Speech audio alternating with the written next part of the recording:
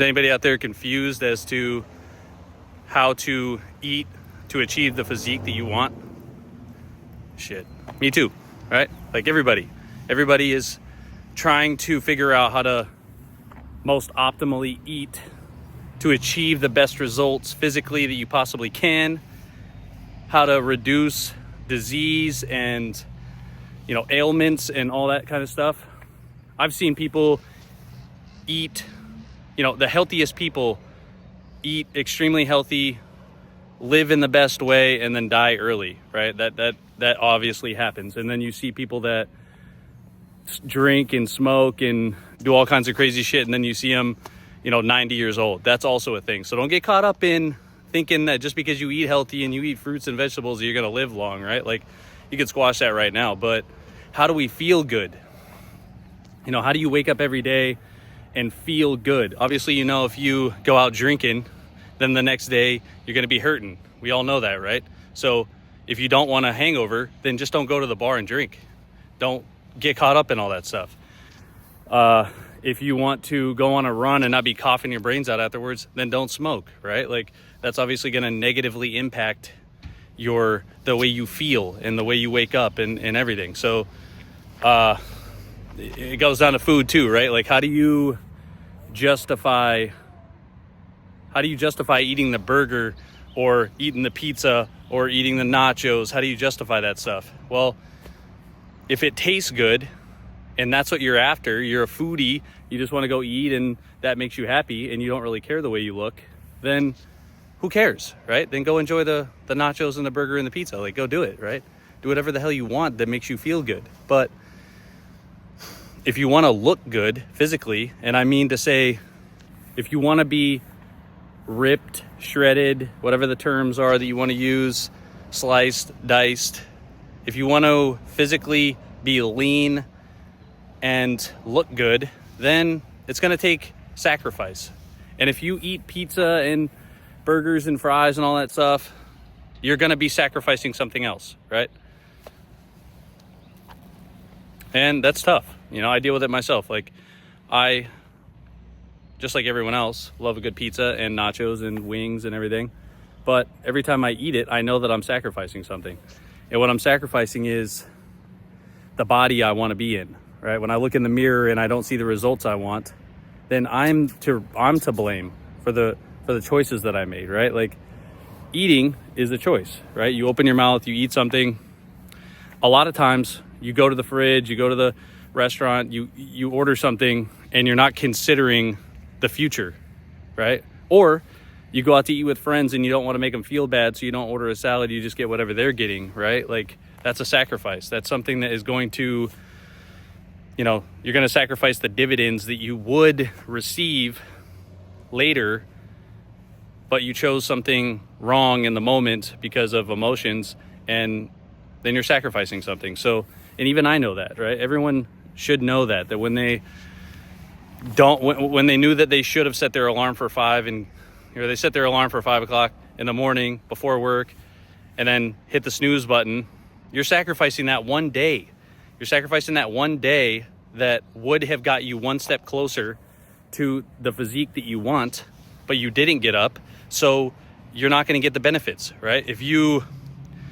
And the same thing goes for a paycheck, right? Like, if you don't have any paid time off, and then you take 2 days off or 3 days off, and then when you get paid at the end of the month and you're like, damn, well, I'm missing $300. Well, you took the time off, right? You didn't go to work, so you didn't get paid for those days, and that's why you're missing it. And that's the same thing that happens with working out too. The disappointment of the paycheck is the same disappointment that when you look in the mirror and you were expecting results, or you stepped on the scale and you were expecting results, and you don't see them. In fact, you're negative. You gained weight, or you 3 months have gone by and you don't see any changes. Well, what do you expect? You know, what do you expect? You, me, everybody, we did it to ourselves. So if you want the results, then you got to go get the results, and they're there, and you know when you're getting them. Like, you can feel it emotionally and in your mind. You will be 6-pack abs and ripped before you actually are in your mind. And I've done it, right? Like, if you have achieved those things, you will have lived it in your mind before you actually have it. And that the same thing goes with making money too, or starting a business. Before anyone that went on Shark Tank and got a deal from the sharks realized, they knew they were going to be successful. They knew that their product was going to sell, or they knew their product was going to work before they actually went to Shark Tank. That's why they went there in the first place. So the same thing goes for the gym, right? You keep going to the gym, you're putting in, an hour after work, putting in an hour before work, and then constantly going. And 6 months later, you're in the body you wanted. You knew that you were going to be there. No one else knew it because they weren't there with you. They were like, oh, the guy keeps saying he's going to get in shape, but, we'll see. Well, you're the only one that can prove it. So by eating healthy and going to the gym constantly, consistently, keep going, and then just eating healthy and constantly getting better and better and better every day in every way, getting better and better. Down the road, you're going to be what everyone wishes they could be. And then you're going to be like, damn, like it really wasn't that difficult. But it's not difficult now because you're used to it. But in the beginning, it was difficult. We can all agree to that, right? When you're trying to quit something, your brain is just a habit machine. It's just a, repetitive action machine. You do something repetitively, it becomes a habit, and then you don't have to think about it anymore. It's like, all the little things. When you're a kid and you're learning to tie your shoes or just walk, it's so difficult, right? You watch a kid try and walk, it's like, oh damn, like they're struggling, keep falling. Well, then once they learn, they don't even have to think about it anymore. It's just whoop, like magic. Once you learn something and you become used to it, it's easy. And that's really it. Once you start eating a certain way and become used to it, then it's just you do that all the time. Think about how you feed your animals, right? You just pour food in the bowl, they eat it, they don't really complain, and they eat the same thing every day. If you can do that, then you'll be in shape. Yeah, that's really it. Eat like your animals, I guess, and then you'll be in shape. It's boring, it's monotonous, and you'll probably have to sacrifice times going out with friends. You're gonna have a new group of friends if you start to get in shape. If you're just like drinking, going out partying, like a bro or going out, hanging out. I'm not saying it's wrong, but once you start to change your life, you're gonna be hanging around with different people. You're not gonna hang out with those people anymore because they're not getting what you're getting.